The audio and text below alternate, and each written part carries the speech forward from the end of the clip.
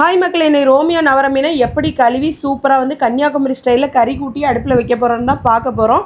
இதை தானே ரம்யாக்கா YouTube Instagram start பண்ண புதுசுலேருந்து எப்போ பார்த்தாலும் மீன் கழுவுறதும் கறி வைக்கிறதும் சொல்லிட்டு நிறைய பேர் பொதுவாக கமெண்ட் பண்ணுவீங்க. சிலவங்க என்ன சொல்லுவாங்கன்னா, இந்த மாதிரி நீங்கள் கறி கூட்டி வைக்கிறது, மீன் கழுவுறது இதெல்லாம் எங்களுக்கு பார்க்குறதுக்கு ஆர்வமாக இருக்குன்னு.